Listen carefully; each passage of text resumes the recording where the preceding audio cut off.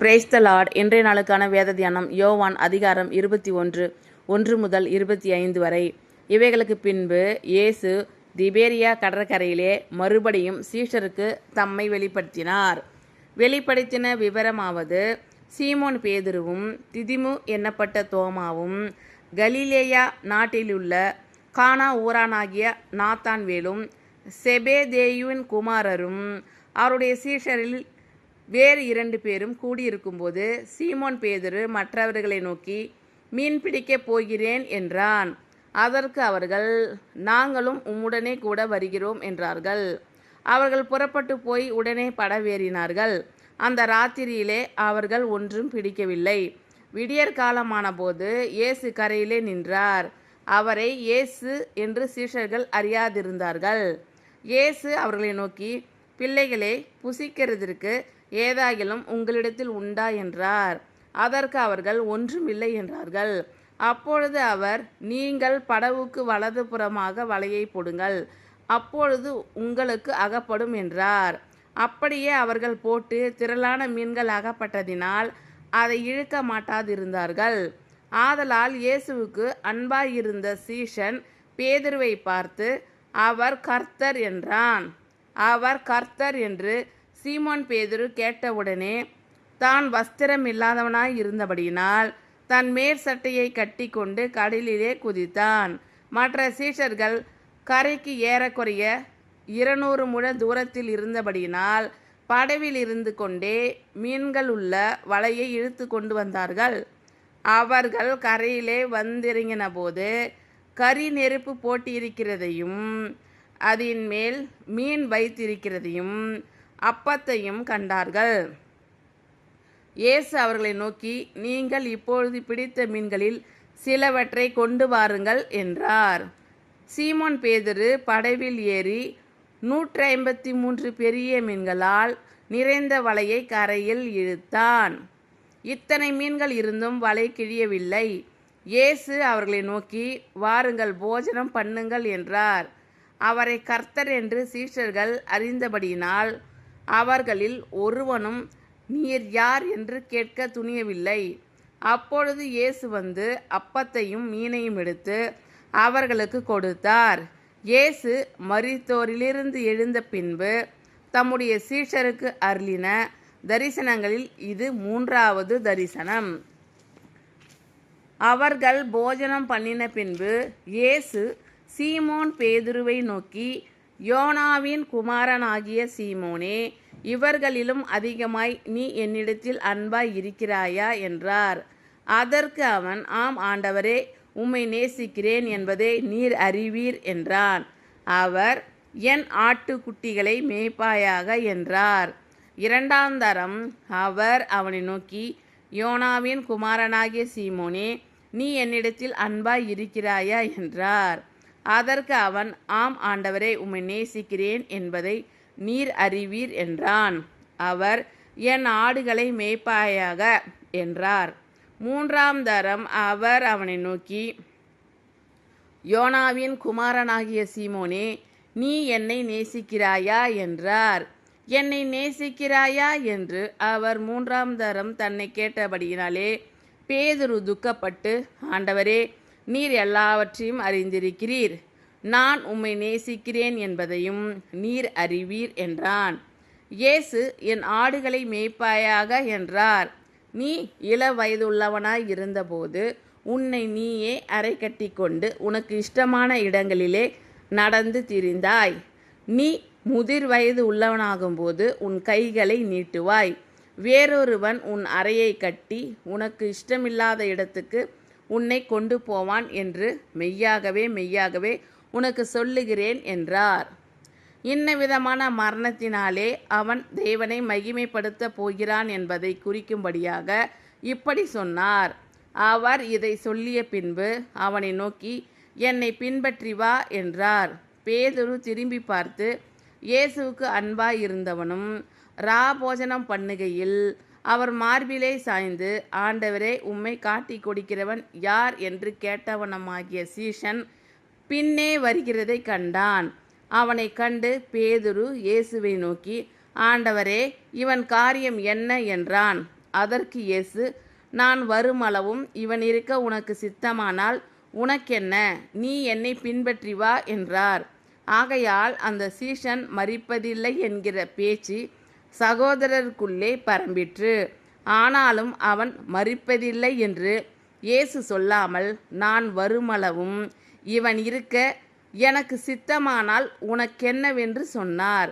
அந்த சீஷனே இவைகளை குறித்து சாட்சி கொடுத்து இவைகளை எழுதினவன். அவனுடைய சாட்சி மெய்யென்று அறிந்திருக்கிறோம்.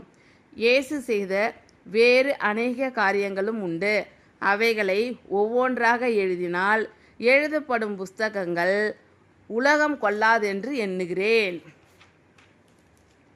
இவைகளுக்கு பின்பு இயேசு திபேரியா கடற்கரையிலே மறுபடியும் சீஷருக்கு தம்மை வெளிப்படுத்தினார். வெளிப்படுத்தின விவரமாவது, சீமோன் பேதுருவும் திதிமு என்னப்பட்ட தோமாவும் கலிலேயா நாட்டிலுள்ள கானா ஊரானாகிய நாத்தான்வேலும் செபெதேயுவின் குமாரரும் அவருடைய சீஷரில் வேறு 2 பேரும் கூடியிருக்கும்போது, சீமோன் பேதுரு மற்றவர்களை நோக்கி, மீன் பிடிக்கப் போகிறேன் என்றான். அதற்கு அவர்கள், நாங்களும் உம்முடனே கூட வருகிறோம் என்றார்கள். அவர்கள் புறப்பட்டு போய் உடனே படவேறினார்கள். அந்த ராத்திரியிலே அவர்கள் ஒன்றும் பிடிக்கவில்லை. விடியற் காலமான போது இயேசு கரையிலே நின்றார். அவரை இயேசு என்று சீஷர்கள் அறியாதிருந்தார்கள். இயேசு அவர்களை நோக்கி, பிள்ளைகளே, புசிக்கிறதற்கு ஏதாகிலும் உங்களிடத்தில் உண்டா என்றார். அதற்கு அவர்கள், ஒன்றுமில்லை என்றார்கள்.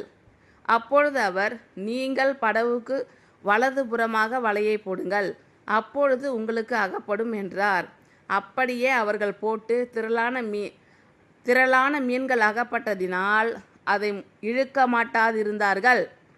ஆதலால் இயேசுவுக்கு அன்பாயிருந்த சீஷன் பேதுருவை பார்த்து, அவர் கர்த்தர் என்றான். அவர் கர்த்தர் என்று சீமோன் பேதுரு கேட்டவுடனே தான் வஸ்திரமில்லாதவனாய் இருந்தபடினால் தன் மேற்சட்டையை கட்டி கொண்டு கடலிலே குதித்தான். மற்ற சீஷர்கள் கரைக்கு ஏறக்குறைய 200 முழ தூரத்தில் இருந்தபடியினால் படவில் இருந்து கொண்டே மீன்கள் உள்ள வலையை இழுத்து கொண்டு வந்தார்கள். அவர்கள் கரையிலே வந்திறங்கின போது கரி நெருப்பு போட்டியிருக்கிறதையும் அதன் மேல் மீன் வைத்திருக்கிறதையும் அப்பத்தையும் கண்டார்கள். இயேசு அவர்களை நோக்கி, நீங்கள் இப்பொழுது பிடித்த மீன்களில் சிலவற்றை கொண்டு வாருங்கள் என்றார். சீமோன் பேதுரு படவில் ஏறி 153 பெரிய மீன்களால் நிறைந்த வலையை கரையில் இழுத்தான். இத்தனை மீன்கள் இருந்தும் வலை கிழியவில்லை. இயேசு அவர்களை நோக்கி, வாருங்கள், போஜனம் பண்ணுங்கள் என்றார். அவரை கர்த்தர் என்று சீஷர்கள் அறிந்தபடியினால் அவர்களில் ஒருவனும் நீர் யார் என்று கேட்க துணியவில்லை. அப்பொழுது இயேசு வந்து அப்பத்தையும் மீனையும் எடுத்து அவர்களுக்கு கொடுத்தார். இயேசு மரித்தோரிலிருந்து எழுந்த பின்பு தம்முடைய சீஷருக்கு அருளின தரிசனங்களில் இது 3வது தரிசனம். அவர்கள் போஜனம் பண்ணின பின்பு இயேசு சீமோன் பேதுருவை நோக்கி, யோனாவின் குமாரனாகிய சீமோனே, இவர்களிலும் அதிகமாய் நீ என்னிடத்தில் அன்பாய் இருக்கிறாயா என்றார். அதற்கு அவன், ஆம் ஆண்டவரே, உம்மை நேசிக்கிறேன் என்பதை நீர் அறிவீர் என்றான். அவர், என் ஆட்டுக்குட்டிகளை மேய்ப்பாயாக என்றார். 2ஆம் தரம் அவர் அவனை நோக்கி, யோனாவின் குமாரனாகிய சீமோனே, நீ என்னிடத்தில் அன்பாய் இருக்கிறாயா என்றார். அதற்கு அவன், ஆம் ஆண்டவரே, உம்மை நேசிக்கிறேன் என்பதை நீர் அறிவீர் என்றான். அவர், என் ஆடுகளை மேய்ப்பாயாக என்றார். 3ஆம் தரம் அவர் அவனை நோக்கி, யோனாவின் குமாரனாகிய சீமோனே, நீ என்னை நேசிக்கிறாயா என்றார். என்னை நேசிக்கிறாயா என்று அவர் 3ஆம் தரம் தன்னை கேட்டபடியினாலே பேதுரு துக்கப்பட்டு, ஆண்டவரே, நீர் எல்லாவற்றையும் அறிந்திருக்கிறீர், நான் உம்மை நேசிக்கிறேன் என்பதையும் நீர் அறிவீர் என்றான். இயேசு, என் ஆடுகளை மேய்ப்பாயாக என்றார். நீ இளவயது உள்ளவனாய் இருந்தபோது உன்னை நீயே அறை கட்டி கொண்டு உனக்கு இஷ்டமான இடங்களிலே நடந்து திரிந்தாய். நீ முதிர் வயது உள்ளவனாகும்போது உன் கைகளை நீட்டுவாய். வேறொருவன் உன் அறையை கட்டி உனக்கு இஷ்டமில்லாத இடத்துக்கு உன்னை கொண்டு போவான் என்று மெய்யாகவே மெய்யாகவே உனக்கு சொல்லுகிறேன் என்றார். இன்னவிதமான மரணத்தினாலே அவன் தேவனை மகிமைப்படுத்த போகிறான் என்பதை குறிக்கும்படியாக இப்படி சொன்னார். அவர் இதை சொல்லிய பின்பு அவனை நோக்கி, என்னை பின்பற்றி வா என்றார். பேதுரு திரும்பி பார்த்து, இயேசுவுக்கு அன்பாய் இருந்தவனும் போஜனம் பண்ணுகையில் அவர் மார்பிலே சாய்ந்து, ஆண்டவரே, உம்மை காட்டிக் கொடுக்கிறவன் யார் என்று கேட்டவனுமாகிய சீஷன் பின்னே வருகிறதை கண்டான். அவனை கண்டு பேதுரு இயேசுவை நோக்கி, ஆண்டவரே, இவன் காரியம் என்ன என்றான். அதற்கு இயேசு, நான் வருமளவும் இவன் இருக்க எனக்கு சித்தமானால் உனக்கென்ன? நீ என்னை பின்பற்றி வா என்றார். ஆகையால் அந்த சீஷன் மரிப்பதில்லை என்கிற பேச்சு சகோதரருக்குள்ளே பரம்பிற்று. ஆனாலும் அவன் மரிப்பதில்லை என்று இயேசு சொல்லாமல், நான் வருமளவும் இவன் இருக்க எனக்கு சித்தமானால் உனக்கென்னவென்று சொன்னார். அந்த சீஷனே இவைகளை குறித்து சாட்சி கொடுத்து இவைகளை எழுதினவன். அவனுடைய சாட்சி மெய்யென்று அறிந்திருக்கிறோம். இயேசு செய்த வேறு அநேக காரியங்களும் உண்டு. அவைகளை ஒவ்வொன்றாக எழுதினால் எழுதப்படும் புஸ்தகங்கள் உலகம் கொள்ளாதென்று எண்ணுகிறேன். ஆமென். Thank you Lord. கர்த்தர் உங்கள் அனைவரையும் ஆசீர்வதிப்பாராக. God bless you all.